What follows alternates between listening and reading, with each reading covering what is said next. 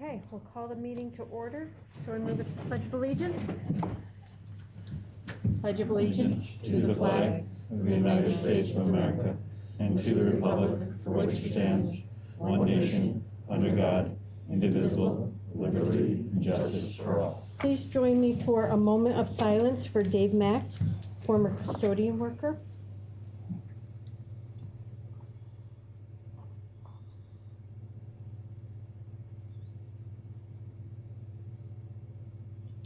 Thank you.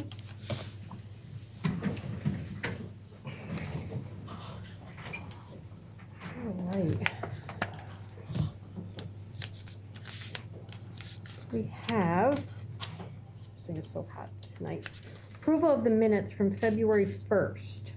Are there any questions or comments on them? And if not, do we have a motion to accept them as submitted? I'll make a motion. Second? Yes, sir. All in favor? Aye. Opposed? Carried. Approval of the CSE, CPSE recommendations. We have a motion to accept them as submitted. I'll move it. Second? Second. All in favor? Aye. Opposed? Carried. All right, is there any public comment? No? Okay. We have discussion items. Meg, do you want to provide the updates that you have, or? Sure, just a couple Okay. things that we wanted to mention to the board, just some finance related things. As you may recall, I think it was about a year ago now, we had state aid specialists come in to review how we're applying for state aid, to see if there's any areas that maybe we weren't accessing all the state aid that we could. We got a letter the other day that as a result of some changes we made with that, they're sending us an additional $96,321 related to transportation aid for 2019-20. So interestingly, the letter says that the state will send us the money at such time that funds are available. So I don't know if it'll be next week or next year, or the year after. But that has to do primarily with some insurance costs related to the garage that we were claiming in our insurance expense code as opposed to a garage expense code, so it wasn't being aided to the maximum that it could. And also there were some benefits related to the transportation staff that we weren't claiming, so that helped us in that area. Nice. We received a payment of $29,325 for FEMA claim related to COVID. So that had been filed, I think, over a year ago, and we had been waiting on that. So we did receive those funds back related to expenses that we incurred when COVID initially happened. So it was some staff overtime, some cleaning expenses, masks, the panels, different things like that that we purchased. Was that based on that webinar that you and I were on it together? What do you mean by was it based on? Remember when we first attended that webinar meeting for FEMA? That goes back to that? Yeah, I mean, that seems like a lifetime, doesn't it? Yeah. Wow. It was definitely a very long, painful process. Wow, yeah. But we have received those funds. And then also, you may recall that we have 2 CWC grants for our towns and flood mitigation project. One was for the design, and then one is for the construction. In both of those grants, our actual expenses end up being a little bit, somewhat more than we estimated when we applied for the grant. So the design grant is covering 100% of the cost for the design, and our actual cost for incidentals ended up being a little over $13,000 more. Our construction grant, they're paying 75% of the construction cost, and based on the actual cost we're anticipating now, their share would be a little over $19,000 more.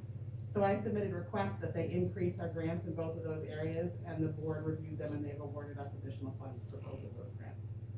In addition, Nice. I'm working with BCA and CNS to identify for phase 2 that's going to happen this summer. At Graydon's suggestion, the expenses related to the stormwater retention and things like that are going to happen out here as part of the parking lot project, to see if we can get a third CWC grant to cover some of those costs. So I'm waiting for some information back from BCA related to the design and the costs for those pieces, so that then we can have a conversation with CWC to see if it's something that we would be eligible for and it makes sense to pursue. Right. And I think that's it. All right, well, thank you. That's definitely good news. The Facilities Committee met on February 10th to review the architectural proposals.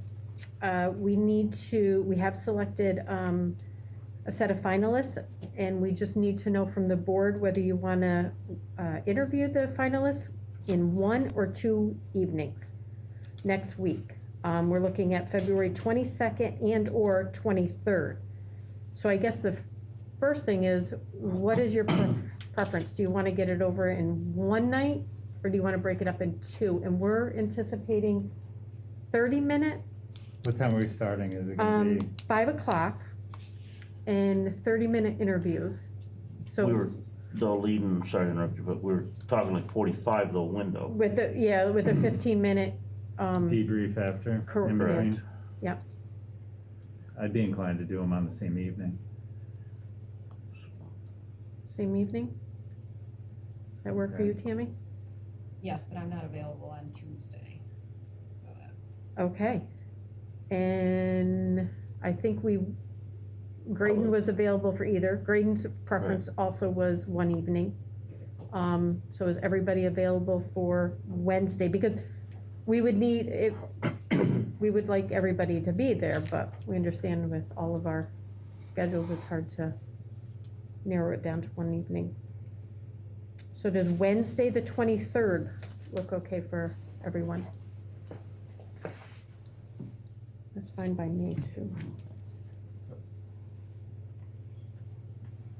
And did we hear those dates work for our They do. final? Okay.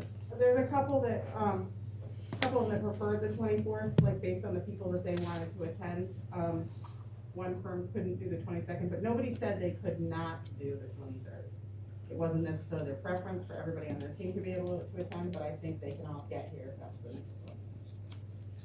Thank you.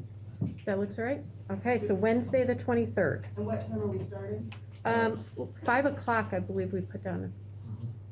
5 o'clock. Should I, not to be fussy, but should I schedule the first one right at 5? Or do you want me to be like, are we gonna be prompt and be able to start at 5, or should I? I can be here at 5. Let's say 5. Let's say start at 5 and we'll be here a quarter of. Okay. I'll have the first one 5 o'clock. Thanks. All right, thank you, everyone. And a reminder that the budget workshop will be Tuesday, March 8th at 5 p.m. And we also have the Scholastic Achievement Dinner conversation. We have different Correct. proposals? So if you recall last year, we did virtual. We're down to the wire here. We have to make a decision on what we're going to do. Principals don't even know I'm having this conversation. I haven't even told them. We're just gonna do what we're gonna do. So, and it's really your decision. It's your achievement dinner. So my thought was this year, given the food shortages, we don't know the supplies, we have a short timeline, we don't know what's gonna happen with these. We don't know where DOH is setting, but we can be in person. But if we reduce the amount of time that people potentially will have masks off, if there is a mask mandate at that point in time, we could be a little bit safer. So my thought was this year is one step back to normalcy. We have it in the gym, normal setup, let families sit together, but just come in, do the ceremony, and do the awards and release. And then we'll discuss after that this spring, what do we want to do for the fall as we move forward, depending on what our situation is, of course, pending our, hopefully, not a third or fourth or fifth variant coming behind anything. So we just need the board's thoughts and blessings about moving forward with presentation, normal setup, as a step back toward normalcy. I agree with that. Get our families back in house. Okay? All right, All right. we'll set it up. We'll find a date between the seasons and we'll get it done.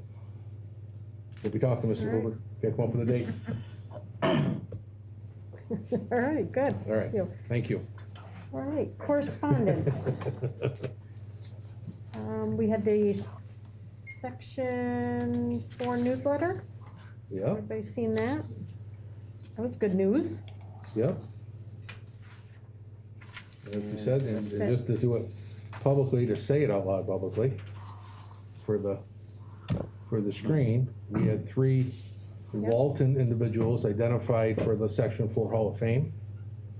One being Sybil Stanton, and she was basketball, she was multi-sport. Yeah, basketball, field hockey, softball at one point or another. And we had Janet Merrill, who was also basketball, I believe. One of our 1,000-point, Yep. well, both of them are 1,000-point. Yeah. club members. And we're very excited and proud to say Rosie Green, who currently is still, well, let's face it, holding down the fort, no offense, Mr. Hoover, in the athletic department after all these years. So congratulations to all three of them. Yes. Walton very proud, nice. right? Yes. And when is that, that ceremony will be held Saturday, April 23rd. Okay.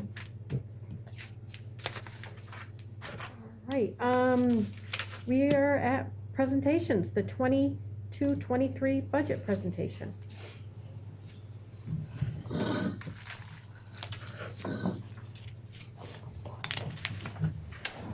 So this is our first opportunity to update the entire board on the status of preparation of next year's budget. We had a finance committee, I think a couple weeks ago.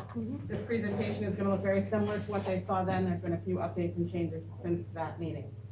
There's no decisions that need to be made tonight. There's multiple opportunities from here forward to the board, for the board to have input. We'll have the workshop that Rhonda mentioned on the 8th. If there's particular items that you'd like us to be prepared for, to dig into further, or to discuss at that meeting, certainly letting me know in advance of that, I can be better prepared for that. So we're on the agenda for the 8th, and then we have a couple community forums at future meetings with the goal of the board adopting the budget at the second meeting in April. So that's April 19th. So this is really just a status update, get your wheels turning. So just a few things we're gonna go over. We're gonna look at some budget and tax levy history for the district, the tax cap calculation for next year, the governor's aid proposal for next year, some of our priorities and changes, which there aren't really a lot for next year, and then just a snapshot of where we are now and discussion about what the next steps are, and then any questions you have.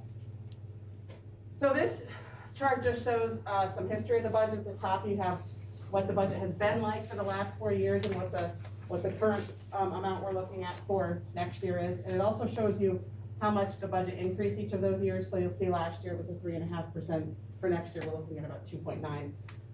The next row shows you the dollar value of those increases. Here we have the tax levy, what the tax levy was each of those years. Currently, it's proposed in the budget at $7,025,000, which is a 2.5% increase. We'll get into that a little bit more as we get further and look at the tax cap calculation. Or 169,000, or 169,000 increase on the levy. And again, there's another slide that gets into a little more detail on that. Any questions on the history of where the budgets have gone over the last few years? Just looking specifically comparing last year's budget to this year's, the previous slide told us it's a $639,000 increase. So this slide just breaks down where are those increases. About $270,000 is in personal services, which is salaries. There's a $15,000 decrease in equipment. The items we currently have included in next year's budget for equipment are a pickup truck for the maintenance department. I want to say the truck that we're actually replacing 2 with 1. And I want to say it's a 90s vintage as far as what we're replacing. And there's also I think it's a lawnmower, a larger lawnmower that's also included in the budget. The contractual lines, which are all of electricity and vendors that come in and do different things, is going up 12,000. Our BOCES budgets are going up a total of 150. Benefits for employees is going up 40,000. That's primarily an increase in our Social Security line. As wages go up, obviously the Social Security has to go up. And as our salaries have gone up and some of our federal grant funds haven't changed, we've had to put more of the benefits and things like that back into the general fund. So that's another thing that's driving up Social Security. Also, our debt service or our capital budget is going up $180,000. And I just wanted that's because we're starting debt service on the current capital project. But I wanted to point out here that our building aid is actually going up $193,000. So you may recall when the capital project was approved in 2020, we anticipated that with the different funding we had and the debt we had falling off, that there would not be a tax increase. So what I'm explaining here is that even though our debt service budget is going up, the aid related to it is going up by more, so that's not what's driving the need for a tax increase, Okay. okay? This slide goes through the tax cap calculation. So last year our levy was $6,856,000. We're assigned a tax-based growth factor. So the state assigns us that number based on increase in our assessed value, so new construction and things like that that happen within the district. So ours is 0.71%. So where you have the 2% increase on your levy, it's also able to be increased by this growth factor based on natural growth in your assessment. We then have to reduce it by the pilots that we are getting this year. This is our capital exclusion, which is a calculation of our capital expenses less the aid we receive on those. The 2% growth factor, our pilots for next year, and Rhonda had mentioned that we have a new solar pilot that's coming. She had mentioned that at our finance committee meeting, and we hadn't gotten any updates for that, but I was able to confirm that that is actually due to start next year, so I've included that $4,000 potential revenue for next year. And then that calculates our levy limit at $6,691,789, and our capital exclusions for next year is $333,000, which gives us a levy limit of $7,025,204. So at the $7,025,000, we're just a couple $100 underneath the calculation. This is just an opportunity for the board to look at the tax levy increase and some various scenarios. So if the board were to say, wait a minute, we don't think we should levy at 2.5%, even though we can, we don't think we can. These are some different scenarios. If the board were to say, we only want to have a 1% levy increase, that would mean our projected revenue for next year would go down a little over $100,000. Or if the board said 1.5, it would go down 68, or if the board said 2, it would go down 34,000. So this would be the reduction in the projected revenue for next year that we would have to make up somewhere if the board did not want to levy at that 2.5%. The calculation below that shows over 5 years, if we don't levy at 2.5%, which we're able to according to the tax cap, and we say we only want to levy at 1%, that's going to be a reduction in revenue over the next 5 years of $535,000, because it'll be $102,000 for next year, $104,000 for the next year. Does that make sense to everybody? So just to put in perspective, if you choose not to go to the levy, you're not just foregoing that revenue for this year, but for each year in the future compounded. This chart is to illustrate the impact on a taxpayer of these potential increases. So I use the example of a property valued at $150,000 and our current tax rate of $12.19 per thousand. So if the board chose to go with a 1% increase, it would be approximately an $18 increase in that person's taxes. And across the board to a 2.5% increase would be approximately a $46 increase in their taxes. Any questions on that chart? No? This chart shows you a comparison of the budget for this year's different state aids compared to what we're anticipating, and then what's proposed in the executive budget for next year. So you'll see that foundation aid, we're receiving an increase. Here is the building aid increase. This is where I mentioned that our building aid is going up as a result of getting aid on the current project. That is assuming that by December of 22, we have the final cost reports filed with state ed for phase 1 of the current project. I think that's pretty doable. Phase 1 is wrapping up now. I think that's, that's a pretty fair assumption, but we won't get this revenue if we don't meet that deadline. And then we wouldn't anticipate having final cost reports for phase 2 until the following December, which And just again, so the board knows, final cost reports are coming in right now that we are already processing from phase 1. So I mean, we're still in waiting good on the shape. floodgate issue, and that's, but Correct. it should be wrapping up within the next couple of months. Okay. That's really the only significant change. We did have a slight increase. I want to say it was about 1% in our BOCES aid ratio, so that's part of what's helping drive up our BOCES aid next year. Each of these bottom aids, textbook, software, library, and hardware, are all student numbers times a set dollar value. If you look at the government's the printout that shows the executive budget proposal, you'll note that there's a couple of these numbers that aren't the same as what's in there. One of them is excess cost aid, their number is higher, but their number is higher because they based it on an average of 3 years. I've adjusted that. We're gonna get 8 next year for our excess cost aid kids this year. We know in some cases we have less expense, so we know our number next year isn't gonna be what they projected based on a 3-year average. The other area that's slightly below what's in that state run is transportation aid.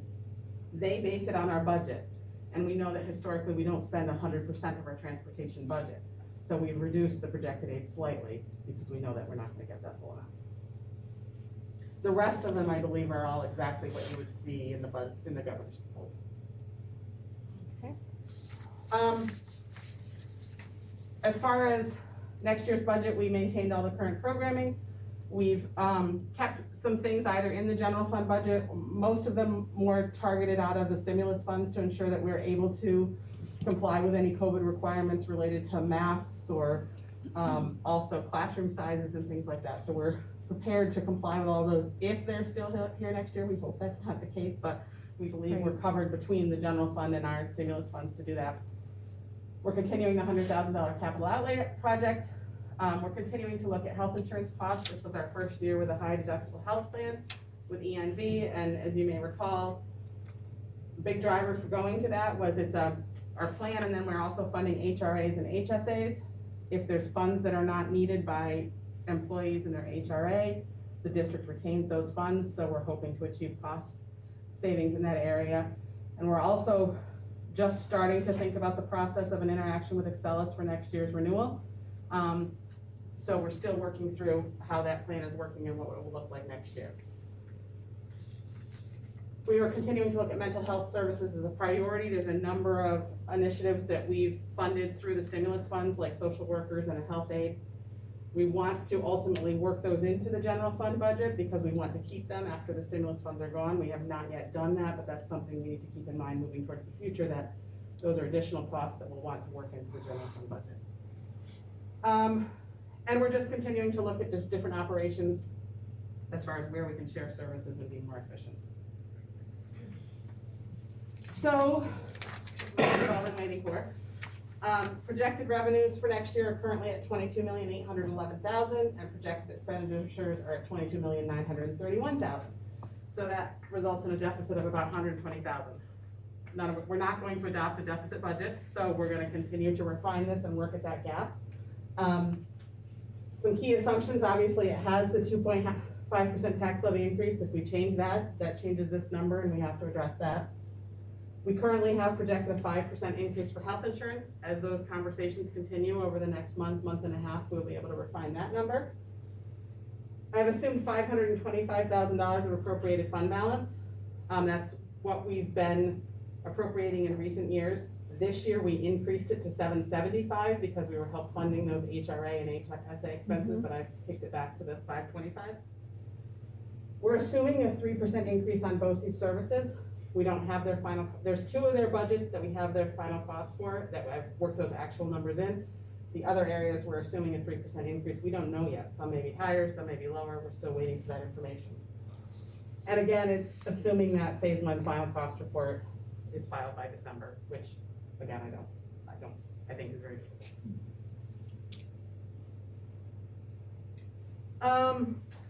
So again, we're going to keep looking at departmental staffing, equipment, and supplies, finalize our BOCES service request and costing, and continue to look at what it makes sense to apply to the stimulus funds next year and what makes sense to keep in the general fund. Those are some things that we're continuing to work on. And I think that's the last slide.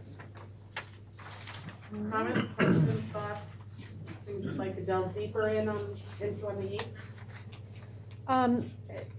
After everyone has time to absorb it all, when would you like, if somebody does have concerns or they want you to dig deeper into something, we have the March 8th. Do you need it before that date? I think it would help me to be prepared to have information if there's something specific you'd like to talk further about. I don't have particular areas that I don't know if you do, Dr. McDonald, I don't have particular areas that I'm thinking we'll delve deeper into on the 8th, so I'm really looking for feedback from all of you and Dr. McDonald about what we want to spend that time doing on the 8th. Right. Okay. We'll obviously hopefully have more accurate numbers regarding BOCES, regarding the insurance.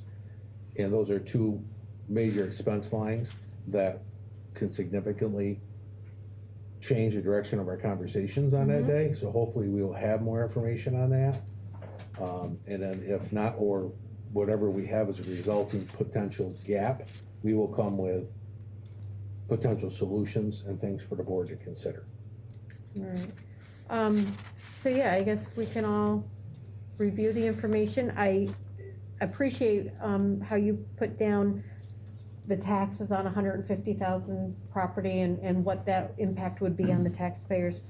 I think that will help us make a decision as to what percentage of a tax levy we want to go out at. And again, that's assuming, we don't know what's gonna happen to the overall assessed value until Right. the assessor adopts the rule, so I'm just assuming it's relatively the same as this Right. year, and that's what the. It's a ballpark so figure. It might affect individuals differently, but that's just Yep. in general. If you have thoughts or ideas as far as the, you know, you can certainly let Dr. McCollum know or All right. email me. Thank you for that. Thank you, Madam. Thank you. Very nice, thank you.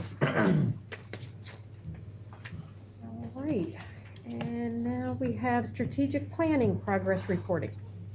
Yes, so more of a conversation, less of a presentation on this one. This is attached to your packet within it. So it's a 9-page PowerPoint. So I just want to talk briefly about how this reporting document is set up. So if you look on page 3, we have some color coding. So we have color coded green when it's completed, orange if we started working on it but it's not completed, white means we haven't begun yet, no action has occurred, and red would mean that if we got into an action step and identified that it cannot occur, such as there was an action step related to future capital project review for the board and the facilities committee to look at, and we don't begin that until mid next year, next spring at the earliest. So I put that as red. So it's a parking lot item to be considered if the team next summer wants to continue with it, it will, but it's not anything we're going to adjust this year because we can't. So, but it was felt as a very important topic as the strategic planning team, so it was included in as a priority area action step. So if you look at the various, so if we just go to the first slide, it's page number 4, priority area, just to get an idea and answer any questions on how this reporting is done, you can see the first one is red, that's the capital project, and there's details, and the MY is mid-year, planning ongoing, beginning fall of 2022, and then the next one is orange, that's the encouraged utilization of resources that we have access to that weren't a priority during the pandemic that we had to set aside, such as My Learning, career destinations, etc. And the mid-year on that, middle school students have begun working with My Learning again, and career destinations has begun this year, but we are still working on getting it kind of ironed out, be the best way to put it. Would that be a good way to put it? Year 1. So, and then you can see we have a green, and that was develop a streamlined, simplified system for staff members to communicate student opportunities to building administrators and or staff members, and there's a Google form that has been created to assist with that process, so that was team green. So for the sake of going through 27 action steps, just like I just did to you, are there any, you've had this in the packet, are there any questions or explanations or comments? No? Okay. So tomorrow, this will be. Thank you for color coding that, though. You like that? That was nice, yes. Yeah. That actually came from a process that I can't take credit for that one. That's a Mr. Dewey process that he brought with him to BOCES that I stole. But it really does stick out and keep it in front of you. Yep. The next steps for this, tomorrow, this will be sent to the large group, including our outside partners who are part of the strategic planning group. I already sent it to Dr. McGowan, our facilitator.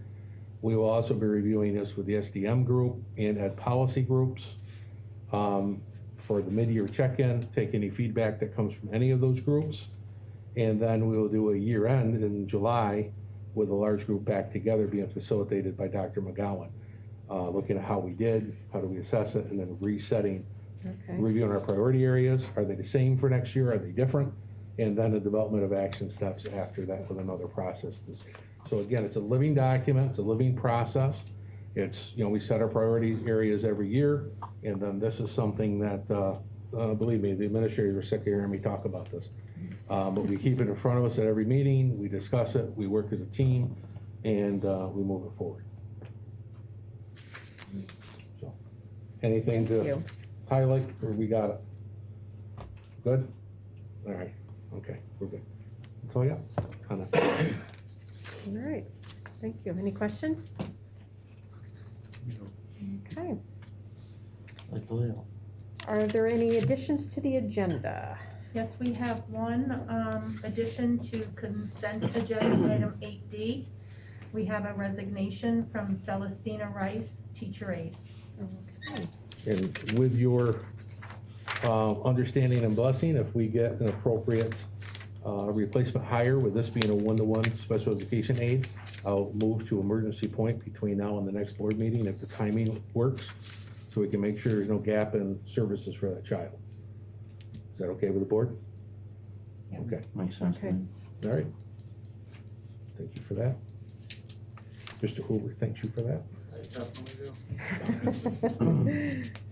All right, so we have the consent agenda, we have the financial reports, we have approved occupational therapist coverage agreement, the resignations of Celestine Rice and Carol Francisi, emergency appointments, substitute Stephanie Sullivan, teacher aide, and personnel appointment substitutes Emily Ballard, food service helper and custodial worker, and Adriana Rutherford, long-term substitute teacher, and the athletic recommendations. Are there any questions or concerns on any of those? If not, do we have a motion to approve the consent agenda? Make the motion. Second? Second. All in favor? Aye. Opposed? Carried. All right, new business. We have received some donations. We have $100 from Diana Offnick to the class of 2022, and we have $100 from Diana Offnick to the travel club. Do we have a motion to accept those donations? Second? Second. All in favor? Aye. Opposed? Carried. And next we have the adoption of the seeker project resolution for the capital outlay project. Do we have any questions or concerns on that?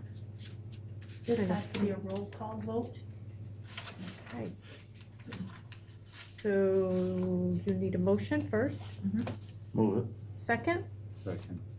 All right, and Corey, would you please call the roll? Yes. Mr. Budine, Yes. Mr. Charles, Yes. Mrs. Tweedy, Yes. Mrs. Williams, Yes. Mr. Wood. Yes. Thank you. All right. And Director of Pupil Personnel Position Creation. This is to create the position that was formerly the Director of Special Education and then moved to Teacher on Assignment, CSE Chairperson, and now Director of Pupil Personnel. Do we have a motion to create that position? Move it. Second? Second. All in favor? Aye. Opposed? Carried. Here's my, okay, and now we have personnel appointment. We have a reclassification of William Prim to Assistant Building Maintenance Mechanic, and the appointment certified Deb Little to the Director of Pupil Personnel. Do we have a motion to accept those appointments? I'll make the motion. Second? Second. All in favor? Aye. Opposed? Carried. And we are up to 10, policy review. Do you wanna Yeah, my Have 30 at it, seconds Paul. of fame. Sure. Policy number 4600, counseling and guidance programs. Policy number 8635, information and data privacy, security, breach, and notification. All right, so once again, these are for you to review at your convenience as part of the annual policy review. And if you do see anything, please let Corey know. All right, we are up to administrative remarks. Does anyone have any questions for the administrator from their reports?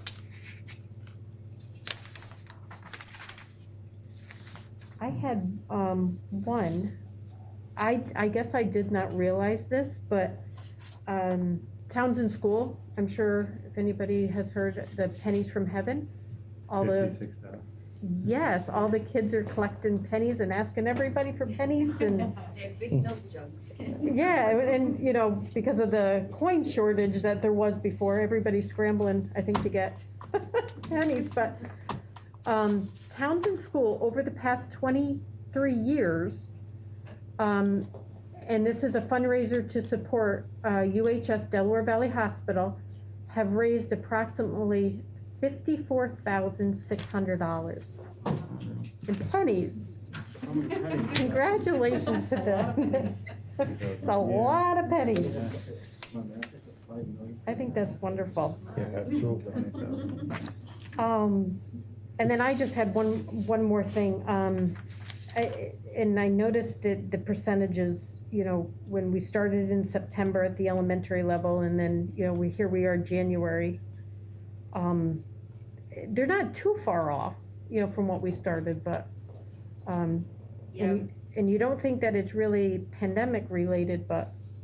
Yeah, we started our attendance committee to really start addressing some of these current concerns, because we really feel like that, you know, we've kind of gotten a little bit of a slump right now, so we want to remind families the importance of being in school and how can we support them. So we've been doing a lot of outreach to see, you know, what is it, why aren't they coming to school? Yeah, are they so frustrated, you know, through yeah. that. So, and we knew that it would be hard coming back full-time from, you know, being at home and, you know, having a routine there and then coming back full-time every single day, I'd say, but, yeah, hopefully the parents realize that there are so many services that are available to them. That's good. Does anybody else have any more questions?